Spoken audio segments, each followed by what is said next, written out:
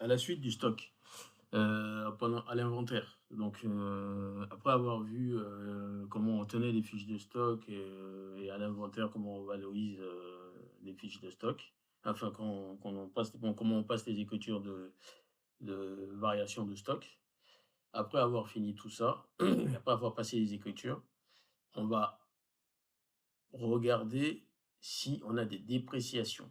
Donc, si on a des dépréciations, il va falloir passer des écritures de dépréciation de stock. Donc, on va voir la partie de dépréciation de stock, cette partie-là.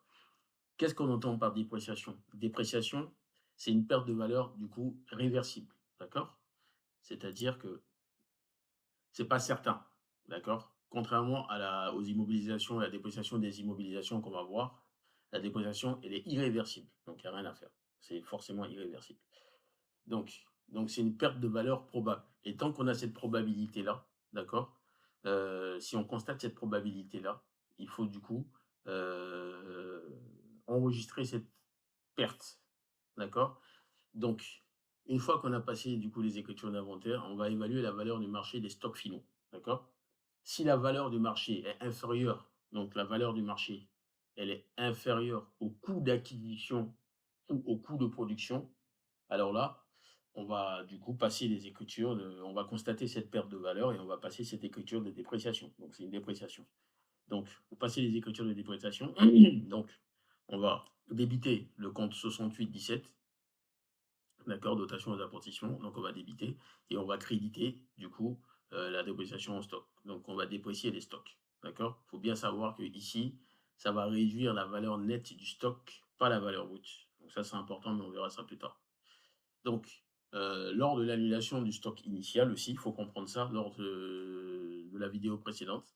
Donc, il faut savoir que quand on annule le stock initial, il se peut que certains, donc quand on annule le stock initial de l'exercice précédent, d'accord, il se peut que certains stocks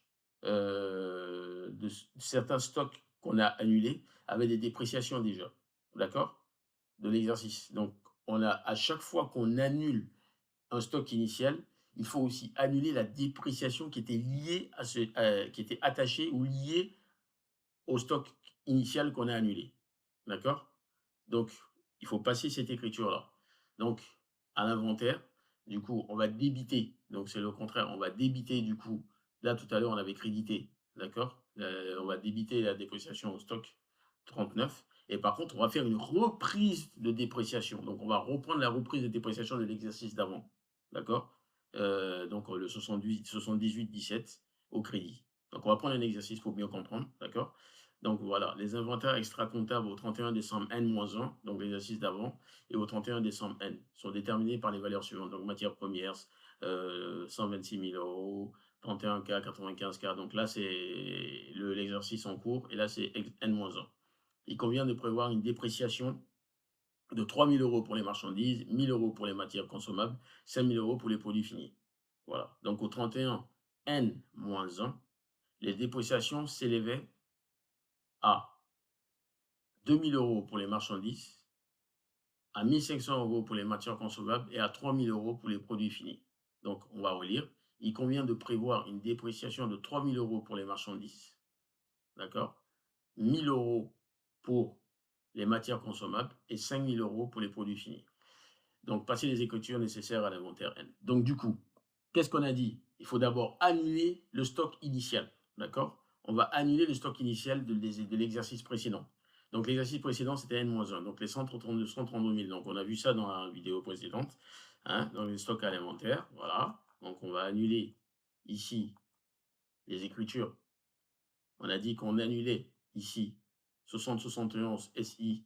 Donc, en fait, tous ces comptes-là, il faut les annuler. Donc, on va revenir sur notre exercice là.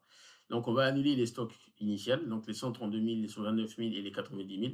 D'accord? Et en contrepartie, du coup, c'est 310 stocks de matières premières. Donc, voilà. Donc, une fois qu'on a annulé ça, on va annuler aussi la dépréciation sur le stock initial. Donc, on nous a précisé ici qu'il y avait une dépréciation qui s'élevait au 31 NN12 N-1. Les dépréciations s'élevaient à 2 000 euros, 3 000 euros, 1 500 euros. Donc, on va annuler aussi ces dépréciations-là.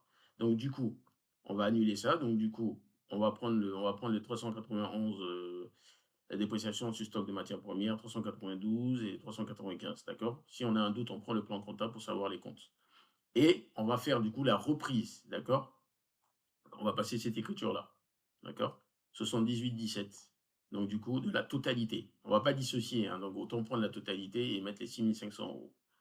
Ensuite, on va constater le stock final, d'accord, comme on a fait dans la vidéo d'avant. Donc, le stock final, c'est du coup de l'exercice, c'était les 126 000, les 31 000 et les 95 000. Donc, on va constater ça, d'accord. On va débiter les 126 000, les 31 000 et les 95 000. Et en contrepartie, on va recréditer, d'accord. Donc, 60-31, 60-32 et 61, 60-55. Et on va annuler aussi, pardon, on va constater aussi la dépréciation sur stock final. D'accord? Donc, c'est tout ça. C'était les 3 000, les 1 000 et les 5 000. Il convient de prévoir une dépréciation de 3 000, 1 000 et 5 000. Donc, sur l'exercice en cours. Donc, on va déprécier ça. On va constater la dépréciation sur stock final.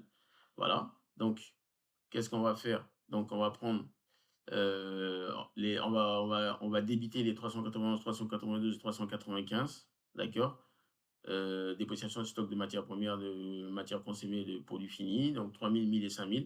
Et on va débiter, donc on va faire une dotation de dépréciation, et pas cette fois-ci une reprise, donc de la totalité des 9 000. Voilà. Donc voilà comment on passe les écritures de dépréciation. Donc on récapitule. On va d'abord, une dépréciation, c'est quoi? C'est une perte de valeur probable. D'accord? Ce n'est pas certain. Mais à partir du moment où on a connaissance de cette perte de valeur, il faut passer des écritures de cette perte de valeur. Donc, cette perte de valeur, c'est une dépréciation. Là, en l'occurrence, c'est les stocks. Donc, pour passer des écritures de constatation, de comptabilisation de cette dépréciation, donc on débite le 78-17 et on crédite le compte 39, dépréciation de stock. D'accord? Mais lors de l'annulation, il faut bien retenir ça, du stock initial de l'exercice précédent, il se peut qu'il y ait des pertes, il y ait eu des dépréciations de ces stocks-là. Donc, il faut annuler aussi la dépréciation de ces stocks-là. Et aussi annuler la constatation de ces dépréciation de stock de l'exercice en cours si on en constate. D'accord? Donc, c'est ce qu'on a fait dans cet exercice-là. On nous a donné les éléments de l'exercice précédent N-1, N. Donc, on a annulé le stock initial, on a annulé la dépréciation du stock initial. Ensuite, on a constaté le stock final actuel. On a annulé la constatation, la dépréciation les dépréciations sur le stock final actuel. D'accord? Donc ça, c'est très important de passer ces écritures-là de dépréciation de stock à partir du moment où on a une perte de valeur probable.